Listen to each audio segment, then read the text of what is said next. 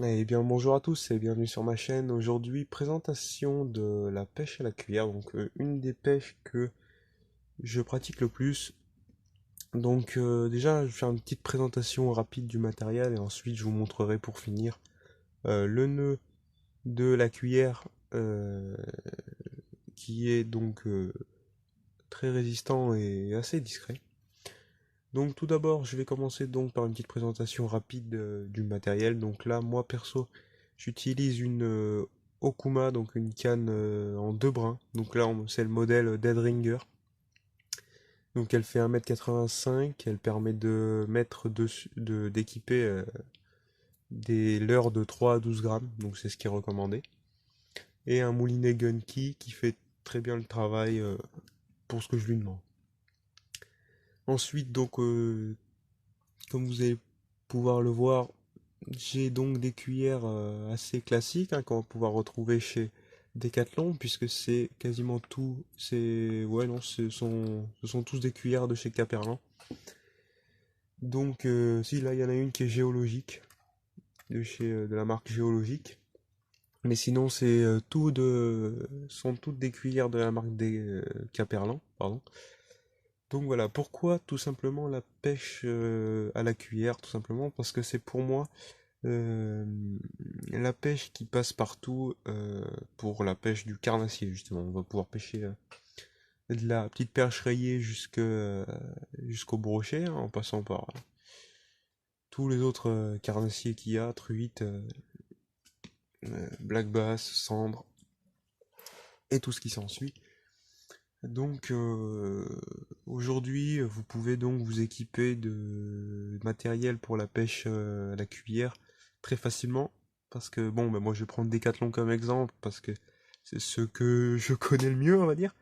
Donc ils proposent voilà du matériel très abordable et quand même de bonne qualité. Et notamment des cuillères qui pêchent plutôt pas mal.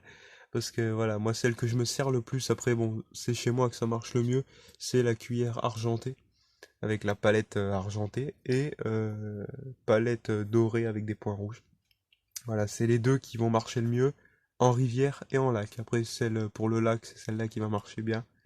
Les autres marchent aussi très bien, mais j'ai quand même un petit, une petite préférence pour la cuillère dorée avec point rouge et, euh, et la cuillère toute argentée. Voilà. Donc, comme je disais, c'est pour moi le mode de pêche qui passe partout, que ce soit rivière ou lac, tout simplement parce que si je compare avec la pêche au toc, eh ben, déjà on aura des cannes qui vont être plus petites au niveau de la pêche à la cuillère. Parce que la pêche au toc, on va avoir des cannes qui vont commencer à partir de 4 mètres. Donc 4 mètres, ça commence à faire des cannes assez encombrantes.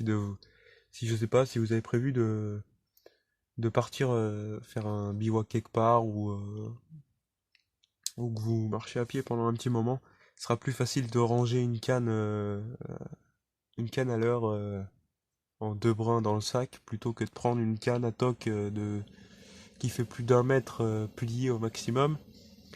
Donc voilà, c'est pour ça que moi je préfère le leurre et aux autres pêches. Et aussi surtout parce que c'est une pêche voilà, qui est facilement accessible, que ce soit pour apprendre ou pour au niveau économique. Et puis surtout l'avantage, le gros avantage que je trouve à la pêche au leurre. Donc déjà c'est du matériel qui va pas prendre de place. On va pouvoir pêcher partout. Et surtout, c'est les cuillères. Donc les cuillères, en fait, c'est un appât, c'est tout simplement métallique. Hein, c'est pas périssable, comme par exemple les vers de terre qu'on va ramasser pour la pêche au toc, ou ce qu'on achète en magasin, tout simplement. Des, des, des appâts naturels qu'on peut acheter en magasin, ou alors du maïs ou autre. C'est tout simplement pas périssable. Donc voilà, ça, une cuillère, on peut la mettre dans un tiroir 10 ans et la ressortir après. Elle aura pas bougé, elle va rester telle qu'elle. Hein. Mis à part peut-être prendre peut-être un petit peu la poussière, sinon rien de plus. Hein. Et pourquoi j'ai mis deux leurres à côté, tout simplement pour vous montrer, parce que là, pour les 5 cuillères que vous voyez là, j'en ai eu pour même pas allez, peut-être grand maximum 10 euros. Les deux leurres que vous avez à droite, ce sont des leurres Ilex. Euh, pour les deux, il y en a pour 32 euros. Voilà, il y en a pour 16 euros l'unité, donc voilà, c'est vraiment pas le même tarif, on va dire. Même si vous pouvez trouver des leurres à 3-4 euros. Mais bon, voilà, c'est des leurres à 3-4 euros, quoi. Là, c'est pas la même finition, c'est pas le même comportement dans l'eau. Voilà, on est sur des leurres à 16 euros. Donc avec 16 euros, je vous laisse faire le calcul de combien vous pouvez acheter de cuillères. Voilà, vous pouvez en acheter, je pense, pas loin d'une dizaine de cuillères. Voilà, donc c'est pour moi la pêche la plus polyvalente au niveau de... Je parle de la pêche du carnassier, bien sûr. Après, si vous voulez pêcher les autres poissons type carpe et tout ça, c'est un autre mode de pêche. Mais voilà, au niveau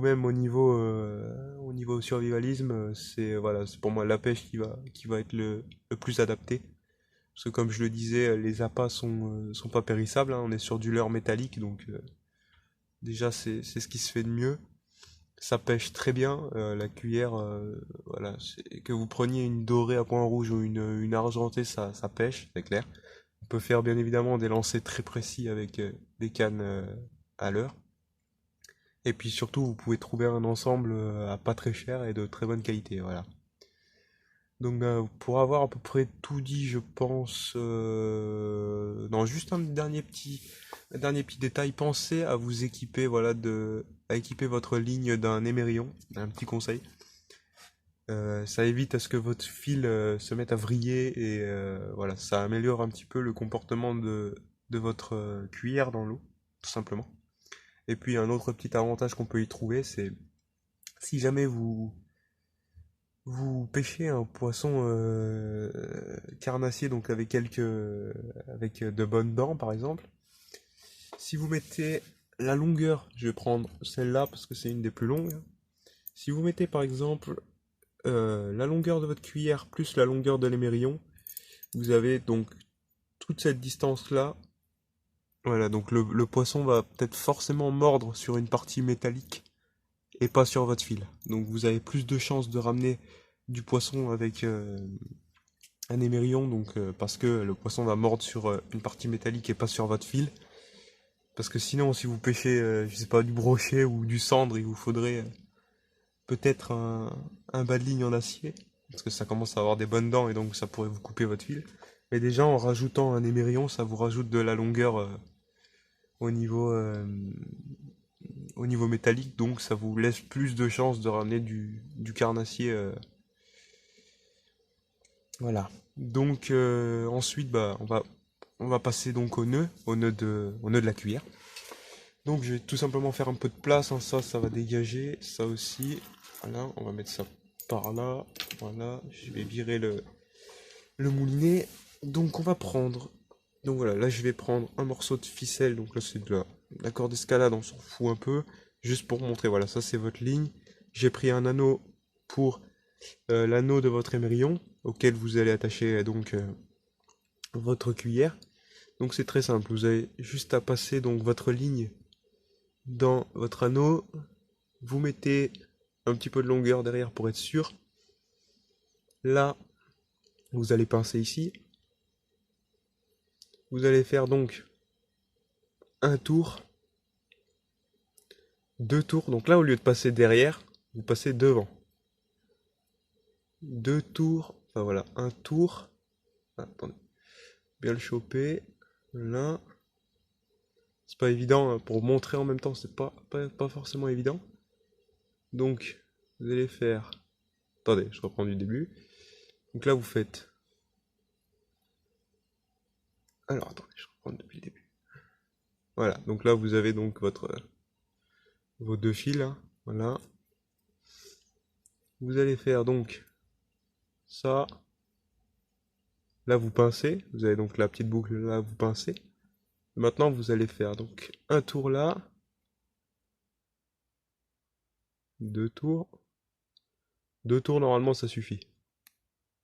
Et ce bout-là, vous avez juste à le repasser dans la boucle ici. Hop là. Et là, vous tirez. Donc, pensez à humidifier aussi votre fil pour éviter la friction et donc du coup d'endommager votre fil. Là, vous n'avez qu'à tirer. Voilà. Là, vous n'avez qu'à tirer pour serrer. Et donc, bien évidemment, ça va être ce qu'on appelle un nœud auto-serrant, hein. Plus vous tirez, plus ça serre. Donc, plus ça résiste. Voilà. Donc, vous allez obtenir ce nœud-là. Voilà. Donc, vous n'avez plus qu'à couper l'excédent de fil. Et vous êtes prêt à pêcher. Et donc, ça, je peux vous garantir qu'avant d'en péter un comme ça, vous allez pouvoir bosser, hein.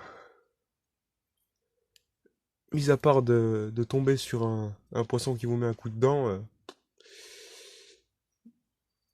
sinon il pètera pas, hein. À moins que vous coupiez votre ligne.